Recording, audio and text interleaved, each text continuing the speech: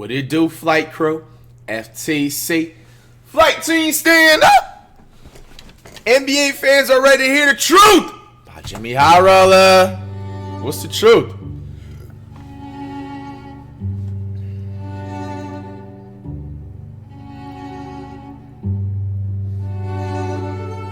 Bro, LeBron on the Magic is the craziest meme out of all. Jokic is just a 7-foot Draymond. Wow, that is insulting.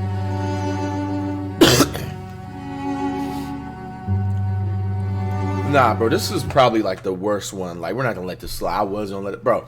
MJ would have been a high usage Lance Stevenson.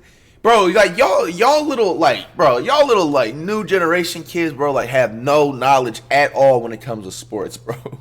This is so hilarious.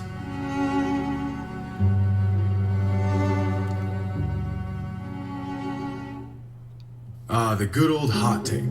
The necessary evil of the sports world. Through the good ones, the bad ones, and the downright atrocious ones, we once again find ourselves racking our brains trying to figure out how some people come up with this nonsense. But today, I've done the brain racking for you and found some of the hottest NBA takes on the internet. So, buckle up. This may be a bumpy ride. Today's video is brought to you Right, nobody cares. It's been a couple months since our last edition of NBA Hot Takes. So, despite my head still reeling from our last batch, we've got some new scorchers. You think I know better than to peer into Yo, why did try Westbrook like this? Some new scorchers to 25 years from now, kids will be using this to say LeBron played against construction workers. Bro, that is crazy as heck, bro. Take a look at. You'd think I know better that's than to violating peer the into the finest. soulless abyss of casual NBA fandom by now. But I'm sick. I can't help myself, and I've got nothing better to do. So here we are. Now this first one, some people are not going to be happy with. This NBA fan says, in terms of excitement, Steph is this generation's Jordan. That's and facts. I agree. Facts. Steph may not be this generation's best player, but when it comes No, to he is. drawing eyes and attention and putting on an absolute show, there's no one that does it like Stephen Curry. The deep threes, the antics, the fact that he's still on the same team that drafted him, it all adds to the Steph experience that fans across the globe love about watching him play. This man has kids on the other side of the planet rocking his jersey trying to knock down look-away threes. This relatively small, unassuming athlete who wasn't a superstar recruit, rising through the NBA ranks and winning titles amongst giants, how can you not love the guy? Is there anything as thrilling as watching Steph come down the court? Defense absolutely scrambling, trying, hoping they can stall the inevitable. But it's too late. Steph is pulling up from 30 feet, and the outcome is already set in stone. Curry, long distance. There's just nothing like it. The fans love Steph. He's the people's champ. And I agree that in terms of excitement, he is this generation's Jordan. Now, with Nikola Jokic making a run for his third straight league MVP, the man is on track to making NBA history. But with all that success has come more scrutiny for his shortcomings. Some of these critiques are absolutely ridiculous. Nah, that was crazy. I remember we reacted to this in stream. This man Perkins was literally so wrong for this, bro.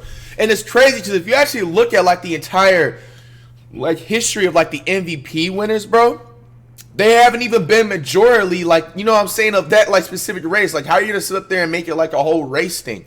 You know what I'm saying? Like, I think they actually showed like the last like 25 to like 30, I don't know if it went up to like 40. Maybe it was like something around there. They just put it like since like 1980s or 90s or whatever, bro. There's literally been more African American, you know what I'm saying, NBA players that have won the MVP versus, you know what I'm saying, Caucasian, you know what I'm saying, or white people, whatever you want to call it, bro. Like, so it's just like, that was like the most like idiotic like statement like ever made. And sometimes, bro, when I look at stuff like that, I just be wondering like, bro, like do they just be saying stuff like on TV, bro, just to like, you know what I'm saying, get their ratings up or something? But nonetheless, JJ Redick like spazzed out on Perkins and everything like that. I wanted to upload it, bro, but that ended up being like blocked copyright. So y'all just look at that on the stream if you get a chance. But it was an interesting like might be warranted. Section we reacted to. Stephen A. Smith really said dumb that Jokic take by potentially Perkins. winning back-to-back league MVPs, despite his lack of playoff success, is almost criminal. questioning the validity of his awards. And like many fans of the NBA, this guy feels that this criticism of Jokic isn't fair because he's always made the most of what he's been given in the playoffs year after year. And I understand this line of thinking. I mean, the MVP is a regular season award after all, so the playoffs really shouldn't be brought up in this discussion. But it is. And it always has been. Since the beginning of time, NBA fans have used the playoffs as a bit of a litmus test to try to validate or invalidate regular season MVPs. It's practically a rite of passage for any all-time great player. And Nikola Jokic should be no exception of this. Must we not forget, Giannis was getting eviscerated for coming up short in the postseason after winning back-to-back MVPs. Or when people called LeBron a choke artist for winning 2 MVPs but failing to win a championship. Or when Kobe was stiffed out of possibly multiple MVPs because the Lakers just weren't a real contender at the time. You can give me all the excuses in the world, and it won't really make a difference, because no other all-time great player was granted any excuses either. If a player wants to ascend to all-time great status, he will be held to an all-time great standard. The man is on track to winning his 3rd straight MVP, and he hasn't even made the NBA Finals. This is unprecedented. Now, is this criticism unjust? Maybe, but why should Jokic be spared from intense criticism when no other great player was? We've seen voter fatigue and narratives and postseason failures prevent countless players from winning the regular season MVP. Why is Jokic exempt from this same standard? Once a player receives a certain level of praise, no excuse will be sufficient in explaining why they haven't won a ring, or even come close for that matter. This is how it's always been, and I completely disagree with this take. Now, just a couple days ago, Damian Lillard put on an absolute clinic when he scored 71 points against the Rockets. 71 points. The man hit 13 threes and was a perfect 14 for 14 from the line. He did it all. I mean, this was a masterpiece from Dame. Leave it up to NBA fans to find the fault in this performance because, according to some fans, Dame's 71 points weren't all that impressive since he did it against one of the worst defensive teams in the league. You heard that correct. Scoring 71 points in I couldn't even hate on Dame dropping 71, bro. Impressive if you do it against a bad defensive team. And this take is so unhinged that I almost don't want to even address it.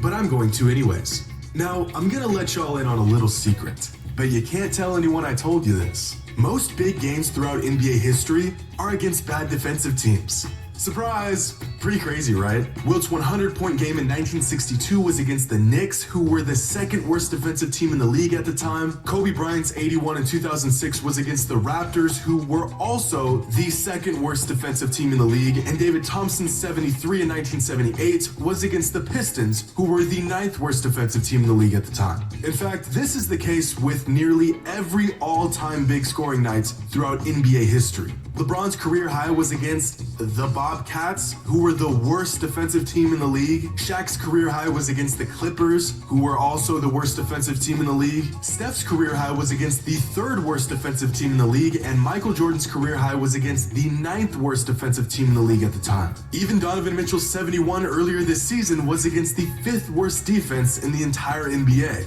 It's like some fans have to search for a reason to discredit some players. Dame could have scored 71 on the worst defensive team ever, and it still would have been an incredible accomplishment. You could put me in front of your local youth league championship team, and I couldn't score 71 points in 39 minutes. I thought he was about to say he was going to score that. Season, yeah, I'm like, high roller. Hold on now. Hold on bad defensive teams. There has been thousands of opportunities for players to use these bad teams as their punching bag, and yet only 3 players have ever topped this 71-point explosion from Dame. This performance was historic, and this take is horrendous. Now, that's not the new generation kids, Michael Jordan is sensitive, but he gets a pass because he's good at basketball.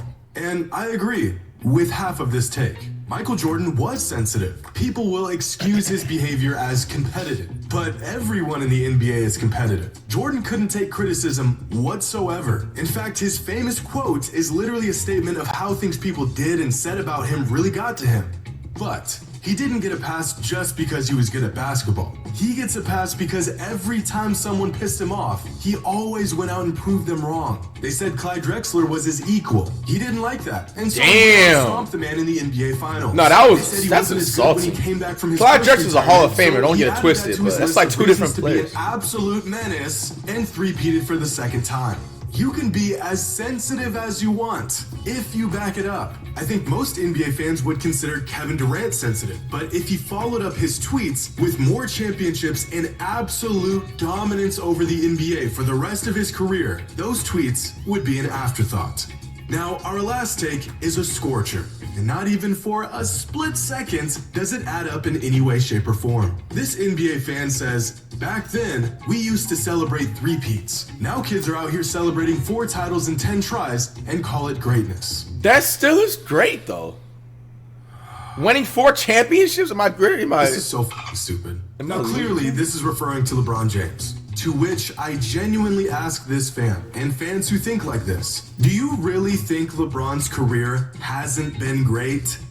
I mean, really? Is it to go to a finals we can 10 celebrate times, any ring, even if you don't any win, player wins at any time? Or has the bar been established so high that if you aren't three-peating, it isn't truly greatness? All right, everyone. New rule. No celebrating rings or titles or MVPs or big or small successes anymore. We are only celebrating three-peats. Wasn't great. You won't be celebrating for a long time. Years. Boston's ring in 08, worthless. Raptors in 2019, bums. Bucks in 2021, Giannis and the gang, bums. We don't celebrate that. Get that out of here.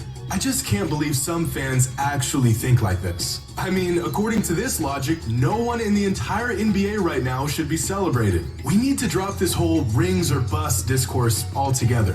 It's just silly, and it's a bad faith argument to discredit really awesome players. In fact, this same fan goes on to share posts celebrating the greatness of players like Damian Lillard and John Stockton, who've never won a ring. And most ironic of all, this fan goes on to say that the '89 Cleveland Cavaliers were the greatest team in franchise history, literally describing a team that was bounced out of the first round of the playoffs as the greatest. So not only is this line of thinking flat out wrong, it's disingenuous. A player you shout out my old song, man.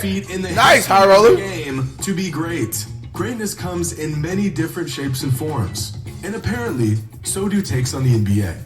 And unfortunately, that's all the racking my brain can handle in one sitting. But y'all know the drill. Leave a comment with your hottest NBA take. The hotter, the better. Or worse. Hope you all enjoy. And as always, hey, man. Until next time.